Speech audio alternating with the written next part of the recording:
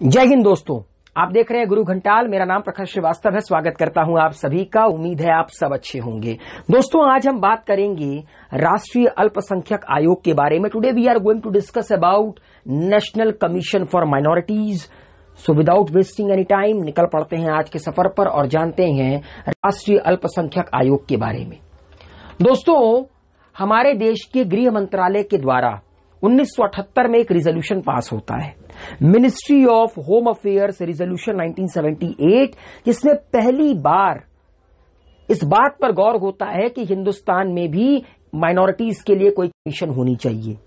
अच्छा, 1992 तक अंटिल 1992 ये जो माइनॉरिटी कमीशन थी वो एक तरह की नॉन स्टैच्यूरी बॉडी थी। 1978 में गृह मंत्रालय के द्वारा पास किए रिजोल्यूशन के अंडर कमीशन फॉर माइनॉरिटीज का गठन होता है। 84 तक ये मिनिस्ट्री ऑफ होम अफेयर्स के अंडर रहती है। मतलब 1978 से लेकर 1984 तक जो माइनॉरिटी कमीशन है वो काम करती थी किसके अंडर? गृह मंत्रालय के अंडर। लेकिन 1984 में इनको मिनिस्ट्री ऑफ वेलफेयर के अंडर दे दिया गया। लेकिन करेंटली मैं अभी जब ये वीडियो बना रहा हूं तो ये जो माइनॉरिटी है, माइनॉरिटीज कमीशन है, वो काम करती है मिनिस्ट्री ऑफ माइनॉरिटी के अंडर, क्योंकि तब एक सेपरेट मिनिस्ट्री नहीं होती थी माइनॉरिटी की। इसीलिए 1978 में 78 से लेकर 84 इसे मिनिस्ट्री ऑफ होम अफेयर्स के अंडर में रखा गया। 84 के बाद इसे रखा गया कहां पर? मिनिस्ट्री ऑफ वेलफेयर के under. Now at present minorities commission worked under the ambit of ministry of minorities.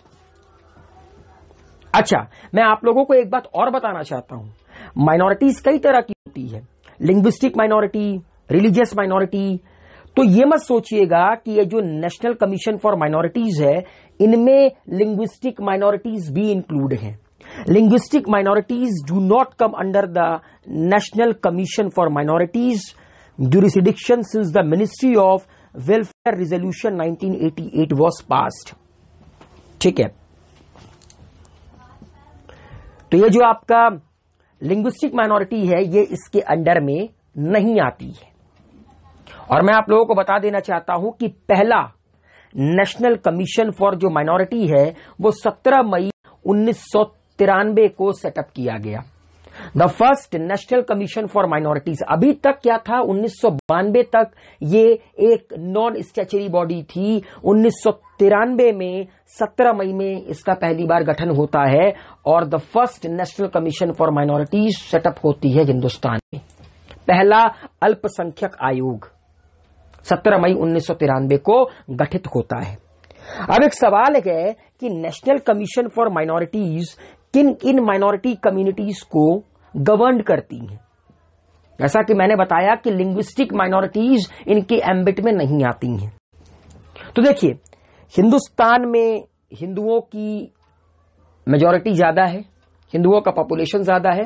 ठीक है, एक हिंदू राष्ट्र कहा जाता है। लेकिन हाँ, according to the constitution of India हम सेकुलर हैं, सेकुलरिज्म है। इस बात पर सबकी अपनी अपने विचार हैं, अलग अलग विचार हैं। इस बहस में हम नहीं जाएंगे। देखिए, 6 धर्म ऐसे हैं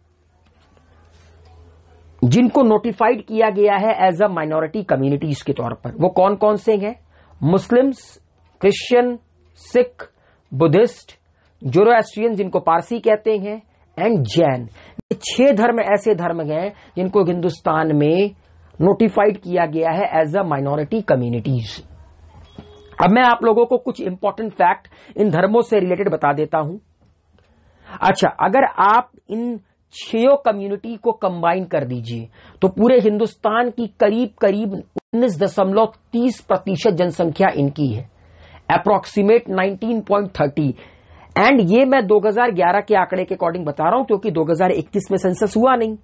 तो अच्छा, सेंसस के बाद के जो ईयर होते हैं, जैसे फॉर एग्जांपल 2011 में आखिरी सेंसस हुआ, अब 2021 में सेंसस होना था मगर कोरोना वायरस ने लीन लिया। तो इसके बीच में पॉपुलेशन बढ़ती है, घटती है, क्या होता है उसको ऑफिशियल रिकॉर्ड नहीं माना जाता।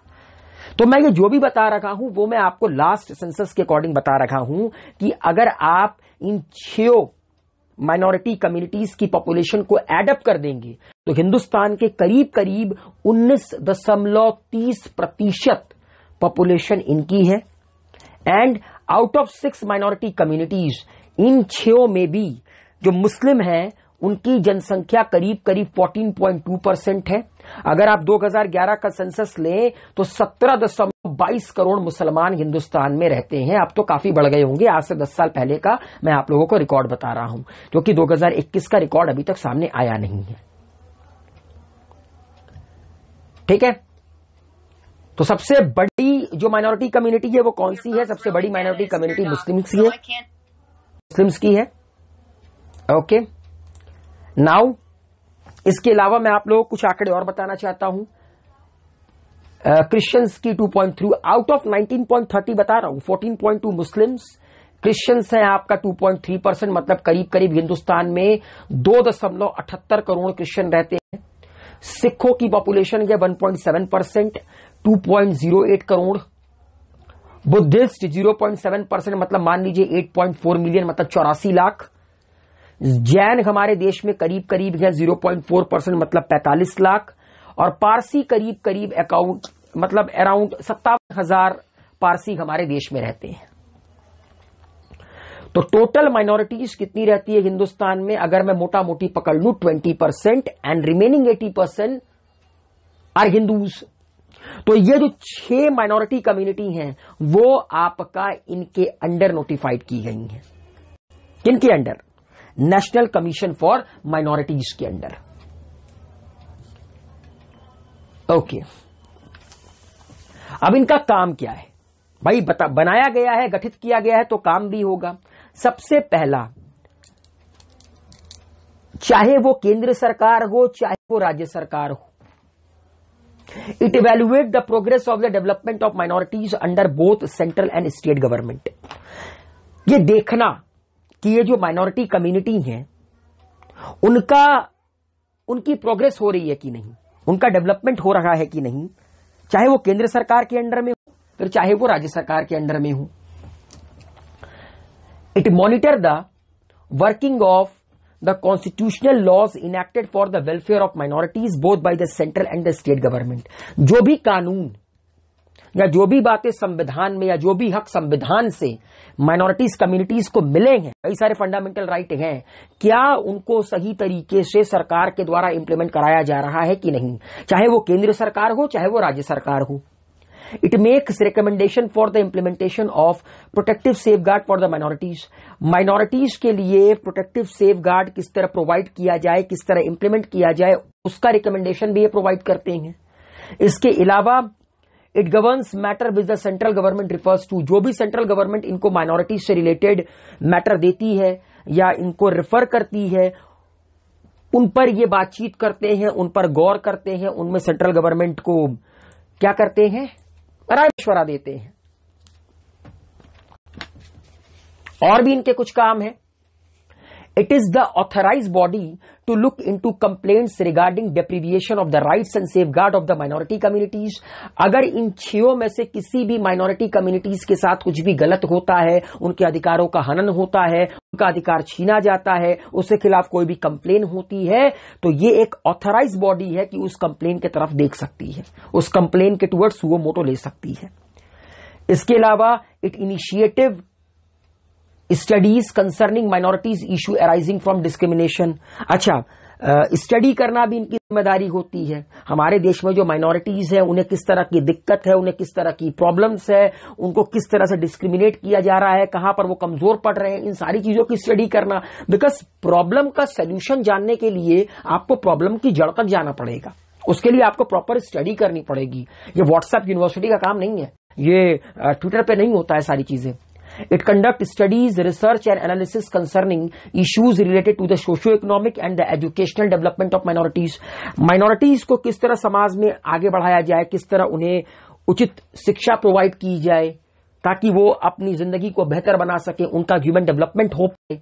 इन सारी चीजों की स्टडी करना, रिसर्च करना, आइडिया निकालना, सरकार के साथ राय मशवरा करना, ये सारी के सारे चीजों का काम दारोमदार आपका राष्ट्रीय अल्पसंख्यक समुदाय का होता है, समुदाय कह रहा हूं, नेशनल कमीशन फॉर माइनॉरिटीज का होता है। इट प्रेजेंट्स पीरियोडिक और special reports concerning minorities and their issues to the central government. और ये जो भी रिपोर्ट वगैरह बनाते हैं सब सेंट्रल गवर्नमेंट को जाकर सबमिट करते हैं, ठीक है, सब सेंट्रल गवर्नमेंट को जाकर सबमिट करते हैं। आगे बढ़ते हैं।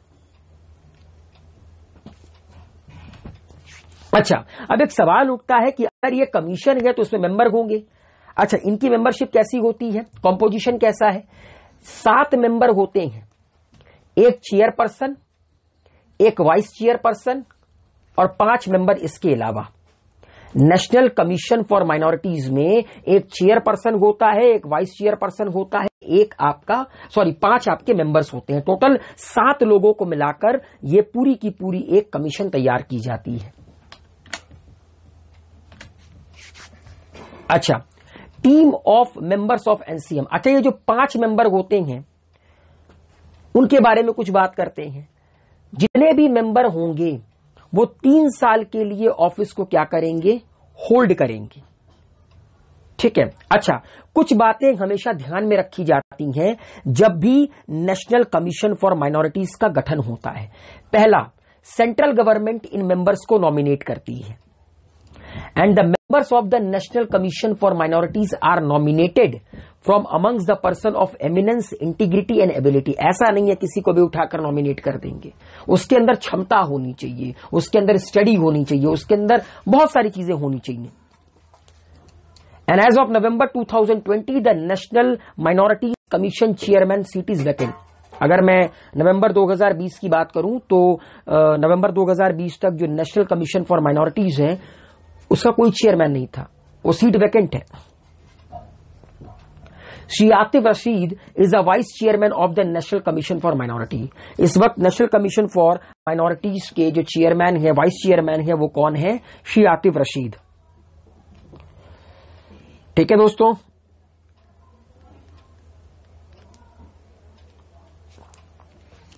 अब आता है पहला माइनॉरिटी कमीशन। हिंदुस्तान का जो पहला माइनॉरिटी कमीशन है, जो कि मैंने आपको बताया 17 मई 1993 को गठित किया गया, उसके चेयरपर्सन कौन थे? उसके चेयरपर्सन थे जस्टिस मोहम्मद सरदार अली खान। एंड इसके पहले वाइस चेयरमैन कौन थे? श्री BS रामूवालिया। और मैं आप लोगों को एक बात और बता देना चाहता हूं, 1984 में जब पहली बार इसे गठित किया गया मिनिस्ट्री ऑफ होम अफेयर्स के अंडर, 1984 से लेकर 1993 तक करीब करीब 5 कमीशन बन चुकी थी माइनॉरिटी की, लेकिन वो नॉन स्टैच्यूरी बॉडी थी। अब बात करते हैं पहले स्टैच्यूरी कमीशन फॉर माइनॉरिटीज की। अच्छा, मैंने जो ऊपर अभी आप लोगों को बताया जस्टिस मोहम्मद सरदार अली खान, ये पहले नॉन स्टैच्यूरी माइनॉरिटी कमीशन के चेयरमैन थे। जब 1984 में 78 में गठन हुआ था मिनिस्ट्री ऑफ होम अफेयर्स के अंडर, ठीक है। अच्छा, लेकिन जब 1993 17 मई 1993 को पहला स्टैच्यूरी कमीशन के अंडर इसको गठित किया गया। अच्छा, इसके तब भी ये 2 बार रिपीट हो गया, मतलब तब भी पहले आपके जस्टिस मोहम्मद सरदार अली खान थे एंड BS रामूवालिया थे। हाँ, 17 मई 1930 को जो पहला नेशनल कमीशन फॉर माइनॉरिटीज गठित किया गया, उनमें चेयरपर्सन कौन थे? Justice Mohammad Sardar Ali Khan and vice chairman थे श्री BS रामूवालिया। अब दोस्तों, मैं आप लोगों को जो प्रेजेंट, मतलब 2020 की बात बता रहा हूं, 2020 का ये जो प्रेजेंट आपके नेशनल माइनॉरिटी कमीशन गए, उनके मेंबर्स के बारे में बता दूं। चेयरपर्सन गए, अभी फिलहाल कोई नहीं है, 2020 के बाद कोई नहीं है। सैयद गैरुल हसन रिजवी, वाइस चेयरपर्सन थे श्री आतिफ रशीद, श्री सुनील सिंह, MS सुलेखा कुंबरे, श्री वादा दस्तूर जी कुरशीद, श्री मंजीत सिंह राय, श्री आतिफ रशीद। तो ये आपकी पूरी की पूरी टीम थी प्रेजेंट माइनॉरिटी कमीशन की, जिनमें 5 मेंबर है, एक वाइस चेयरमैन और एक चेयरमैन। तो दोस्तों, ये जो माइनॉरिटी कमीशन बनाई गई, नेशनल कमीशन फॉर माइनॉरिटी, उसको बनाने के पीछे का बस एक ही कारण था। जिस तरह नेशनल कमीशन फॉर वुमेन आपका महिलाओं के डेवलपमेंट पर महिलाओं के हक की बात करती है, ठीक उसी तरह नेशनल कमीशन फॉर माइनॉरिटीज उन 6 रिलीजन जो कि माइनॉरिटीज कैटेगरी में आते हैं, जो नोटिफाइड हैं, उनके हक के बारे में बात करते हैं। उम्मीद है मेरे द्वारा एक्सप्लेन किया गया नेशनल कमीशन फॉर माइनॉरिटीज आप लोगों को पसंद आया होगा। वीडियो को लाइक शेयर कमेंट कीजिए, गुरु घंटाल को सब्सक्राइब कीजिए। Thank you so much.